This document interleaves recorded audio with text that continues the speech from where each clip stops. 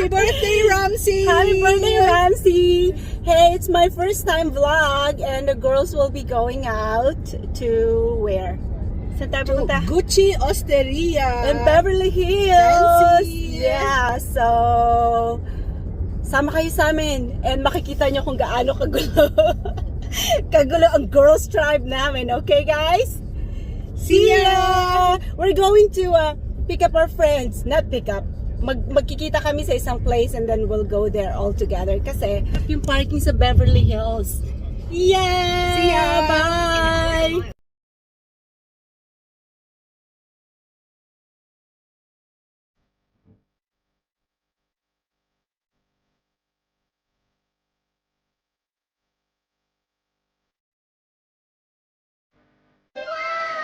Wow! Naka-Tesla siya. Guys, paano naman buksan yung Tesla mo? Patingin. Naks. Woo! Tishal! Hey guys! Woohoo! Let's go, Mitzi. Sa pinks. Naman ako nag-full breakfast. Ako, lagi. Me too. What did you have? I had rice, bangus, Our door open. and corn. Door open. Sinong hindi nagsara ng door? Ako ba? Look at my Paano nga? Mukhang sarado naman yung beautiful sa akin. friends. Look at that. I wasn't expecting it to be hot. The more the merrier. The more the merrier, right? It's not that How are you girls? She's just hot. You're just hot. Maybe because I'm wearing the blazer. I'm wearing the blazer too. You have open toes, no? Yes, I have open toes.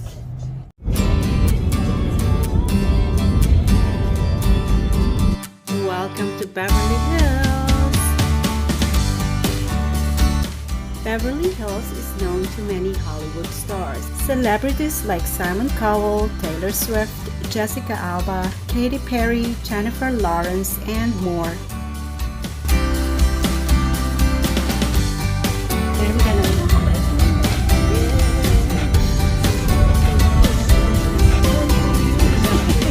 Ito na, dyan tayo pupunta. Here, Gucci at Saan? Dito? Okay. Mukhang may pila, no?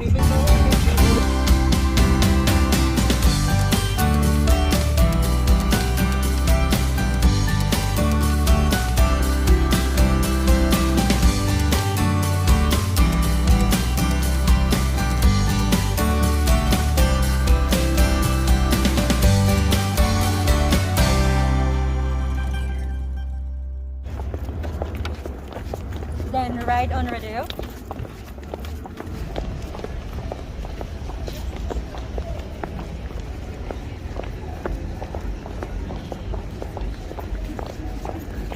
Hi, Mama.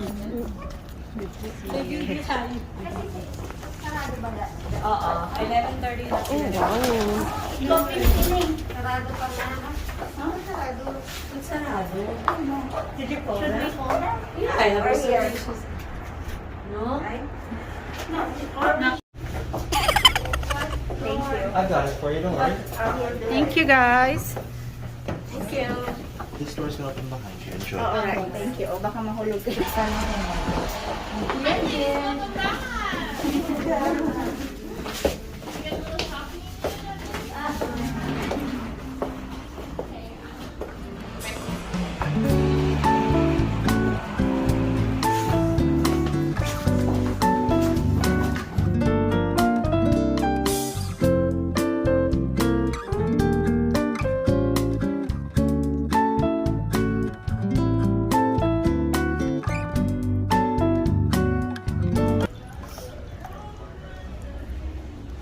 I like their plates, no? Yeah.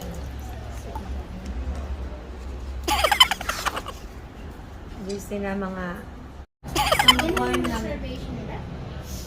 I think that's for one. No, I think you can do a la carte. Yeah, this one. Yeah, Pero add-on lang po. Add-on. Add-on Pero lang. meron ng full, ano sinabi niya. No, pero baka naman you can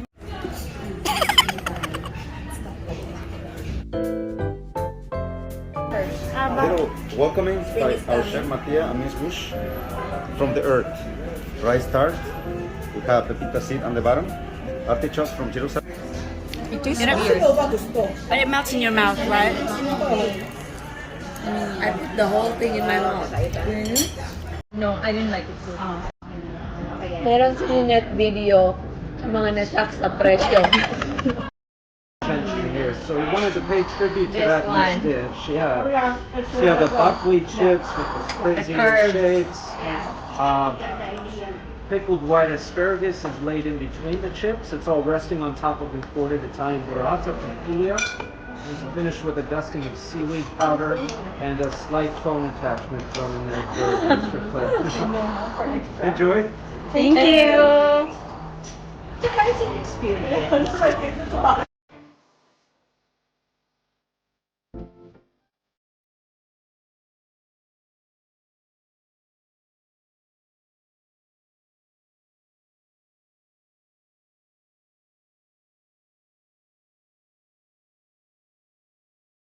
Mare. So insalata di mare is one of the few dishes that can really claim to be like a national dish in Italy, because Italy's so diverse from north to south, culinarily and culturally. But anywhere you go in Italy, especially anywhere near the coast, almost every restaurant's going to have an insalata di mare.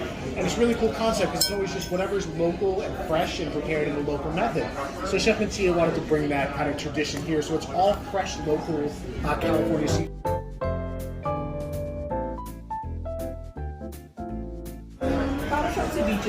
Yeah, parang ceviche. So we got here shrimp, scallops, and Galing-galing naman niya. Hindi na siya model.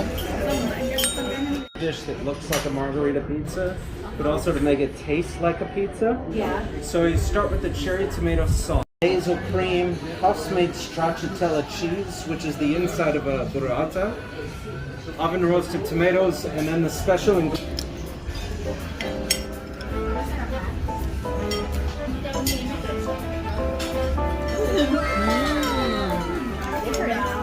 I think this is the best out of I've tasted, right? Isn't it? This is the best. Pizza taste. Yeah, it's I like it. I like this healthy version. Yeah, I like it actually. I think this is the best out of all the food. Yeah. Looks good. Second, guys. Our final savory course here, we have the cod as Milanese. So the inspiration for the dish is the coltelletto, which goes all the way back to the 1100s. It's a very heavy dish, breaded veal on the bone with stewed tomatoes. But we're in California and the sun shines, so we keep it nice and light. We have cod, that's line cod off the coast of Morro Bay, marinated for 24 hours in white miso. Instead of the typical breadcrumbs we do, and then it's resting on a pickled daikon with ginger syrup. And instead of the stewed tomato on the side, we use local heirloom tomatoes and make a terrine. Ah, beautiful. Enjoy. Thank you.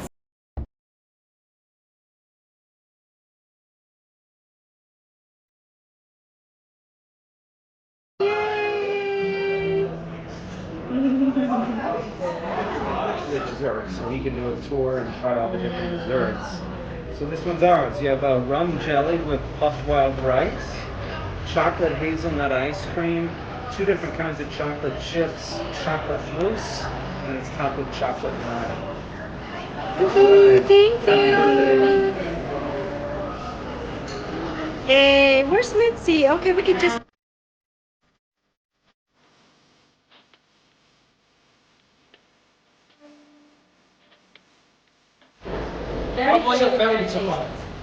I love the risotto. The risotto one is good. Yeah. Thank you. The best one for me. The design of the other food though is double thumbs up. Thank you so much. Here, bye. Bye bye.